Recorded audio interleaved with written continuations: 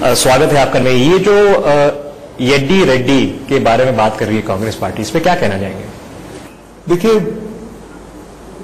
येदियुरप्पा जी पर जितने भी आरोप लगे थे वो सारे आरोप कानून की अदालत ने खारिज कर दिए। न सिर्फ खारिज करे हैं, इसको ट्रायल चलाने ने लायक केस भी नहीं समझा है, क्वॉश हो चुके हैं। तो उसके बाद में किसी भी व्यक्ति पर कोई आरोप लगता है तो उसको अंतिम किसको माना जाएगा? मीडिया को माना जाएगा, पॉलिटिकल पार्टी को माना जाएगा, या कानून की अदालत को माना जाएगा? ये हमारे देश में सार्वजनिक जीवन में तय करना पड़ेगा। मेरा मानना है कि संविधान से अगर देश चलाना है तो कानून की अदालत के फैसले अंतिम होते हैं, और सब स्तर पर येदियुरप्पा जी पर एक भी आरोप सिद्ध नहीं हुआ है। अच्छा, अब आपकी बात करते हैं। आपने जो ये 10% सीएम सिद्धारुपैया ये जो नामकरण करा है, अब सिद्धरमैया जी बोल रहे हैं कि वो तो आपको लीगल नोटिस भेजेंगे, डेफेमेशन सूट केस फाइल करेंगे। क्या मैं तो 3.5 महीने से बोल रहा हूं, अब तक क्यों नहीं भेजा? आज इसलिए भेजा है कि उनको मालूम है 12 तारीख तक कुछ हो नहीं सकता इसमें। अगर इतना ही ऑब्जेक्शन था तो मैं तो 3.5 महीने से बोल रहा हूं। तो 3.5 महीने पहले नोटिस क्यों नहीं भेजा? क्यों नहीं भेजा? अच्छा, ये आईओ से भेजा, इसमें कोई सो आपको ये 100 करोड़ की डेफेमेशन सूट की कुछ जरा भी नहीं है, और आएंगे तो प्रूव हो जाएगा। ओके, ये जो खून खराबा चल रहा है इसके बारे में बहुत बातचीत हुई है, आपके कार्यकर्ताओं की भी जानें गंवाई गई हैं। ये खून खराबे की राजनीति कैसे खत्म करें? खून खराबे की राजनीति कर कौन रहा है? भाजपा शासित 20 राज्य है, 20 राज्य में एक भी राजनीतिक दल के नेता की कार्यकर्ता की हत्या नहीं हुई है। और हमारा भी अब सत्ता में लंबा इतिहास है। गुजरात में हम बहुत सालों से हैं, मध्य प्रदेश में 15 सालों से हैं, छत्तीसगढ़ में 15 सालों से हैं। कहीं पर भी राजनीतिक दलों के कार्यकर्ताओं की हत्या नहीं हुई। केरल में हमारे कार्यकर्ता मारे जाते हैं, कर्नाटक में हमारे कार्यकर्ता मारे जाते हैं, त्रिपुरा और बंगाल में हमारे कार्यकर्ता मारे जाते हैं। तो इसमें रोक कैसे लगे? रोके कैसे इसको? कैसे रोका जाए? हमारी सरकारें आती है, रुकी जाता है, तो जनता ही रोक लेगी। यहां पर भी हमारी सरकार आएगी, हम किसी को नहीं मारेंगे, अपने आप रुक जाएगी। अच्छा, ये जो स्टेट में सत्रप की बात करती है, दक्षिण में सत्रप के सिद्धरमैया से कोई ऊपर टक्कर देने वाला आपका है, या सबसे तेज सिद्धरमैया ही थे? देखिए, ऐसा है, सिद्धरमैया जी की टक्कर भारतीय जनता पार्टी से नहीं है। ये चुनाव कर्नाटक की जनता और सिद्धरामैया के बीच में लड़ा जा रहा है। कर्नाटक की पूरी जनता सिद्धरामैया और कांग्रेस पार्टी के खिलाफ हो चुकी है। राहुल पे इतना ध्यान क्यों? रैली आप देते हैं, रैली मोदी जी देते हैं, रैली राहुल की बहुत बात होती है, राहुल पे इतना ध्यान क्यों? किसका?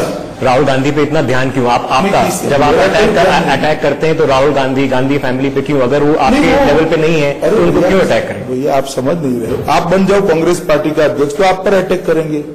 जो कांग्रेस पार्टी का अध्यक्ष होता है उस पर ही तो बात करेंगे, क्योंकि वो अपनी पार्टी को रिप्रेजेंट करते हैं।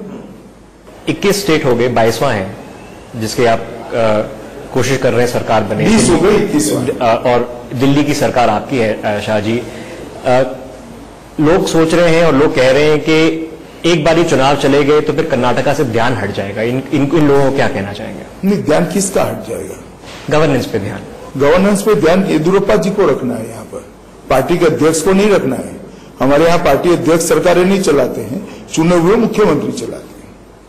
राहुल गांधी ने हाल ही में बोला है कि ये इंदिरा की कांग्रेस और बीजेपी आरएसएस के बीच में झगड़ा है। ये क्या आइडियोलॉजिकल वॉर फिर से आ रही है कि फिर भी अभी सोच की लड़ाई है अभी तक? मैं राहुल गांधी जी की बातों पर बहुत टिप्पणियां नहीं करता भैया।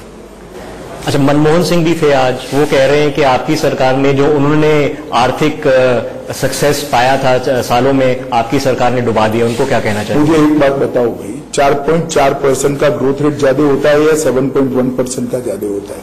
जरा बताइए आप। उनकी सरकार 4.4 छोड़कर गई थी, हमने 7.1 कर दिया। फिस्कल डेफिसिट को कम किया है, सारे घाटे हमने कम किए हैं, महंगाई हमने कम करी है, फॉरेन करेंसी का रिजर्व आजादी के बाद सबसे ज्यादा अभी है, इंडस्ट्रियल प्रोडक्शन का ग्रोथ रेट 15 साल में सबसे ज्यादा अभी है। क्या आप छोड़कर गए कि क्या हमने तबाह कर दिया? आप तबाह कर गए थे, हम पटरी पर ले आए। ओके, गवर्नेंस की जब बात होती है, और मैं उसी पे आ रहा हूं, आप अब मेंबर ऑफ पार्लियामेंट में हैं, आपके काफी यहां पर केंद्रीय मंत्री यहां पर कैंपेन कर रहे हैं, ये बैलेंस कैसे पाया जाए, गवर्नेंस पे फोकस और कैंपेन ट्रेल पे फोकस? नहीं, कैंपेन 365 दिन नहीं चलता है, और गवर्नेंस सिर्फ मिनिस्टर नहीं करते हैं। मंत्रियों का काम नीतियां बनाना है, नीतियों के इम्प्लीमेंटेशन को मॉनिटर करना है।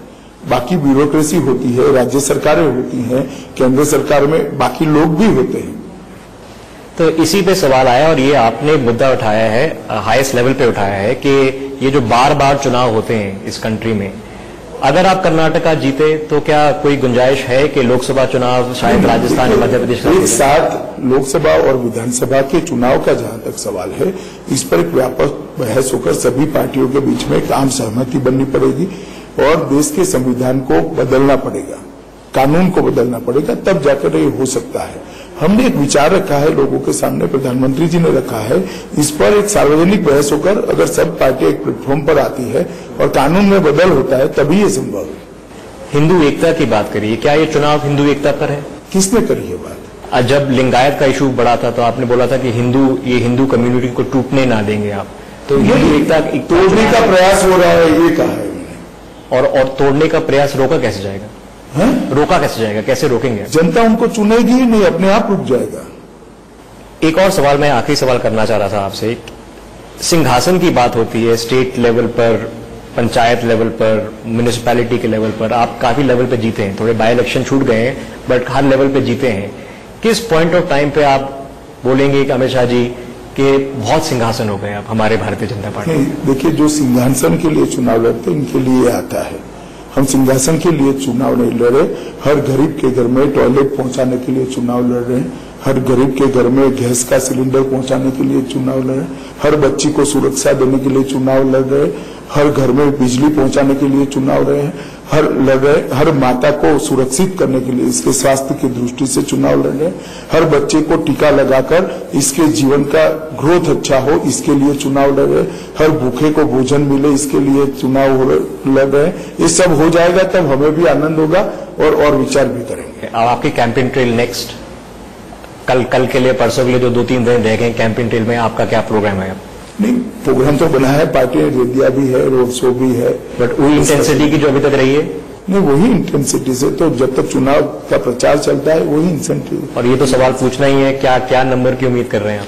देखिए, हम अच्छे बहुमत से यहाँ पर एक कंफर्टेबल मेजोरिटी के साथ सरकार बनाने जा रहे हैं। एक मजबूत सरकार भारतीय जनता पार्टी की यहाँ येदियुरप्पा जी के नेतृत्व में बनेगी, और नरेंद्र मोदी सरकार ने बनने के बाद देश के गरीबों के जीवन स्तर को उठाने के लिए जो प्रयास किया है, मैं मानता हूं कर्नाटक सरकार भारतीय जनता पार्टी की बनने के बाद इसकी गति और बढ़ेगी, क्योंकि इसमें कर्नाटक भी जुड़ जाएगा।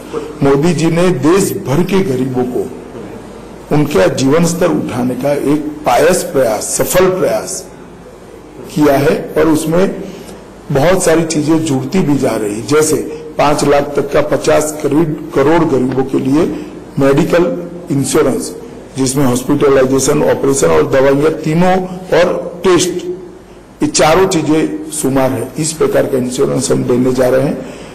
किसानों को रबी और खरीफ दोनों फसल के लिए उनके लागत से 1.5 गुना मिनिमम सपोर्ट प्राइस देने जा रहे हैं। मैं मानता हूं ये दोनों फैसले भारत की डेमोक्रेसी में अभूतपूर्व है, ऐतिहासिक है, और हमारे संविधान निर्माताओं ने जो कल्याण राज्य की कल्पना की थी, इसकी दिशा में महत्वपूर्ण कदम है। Alright, Amit Shah ji, thank you very much. Thank you.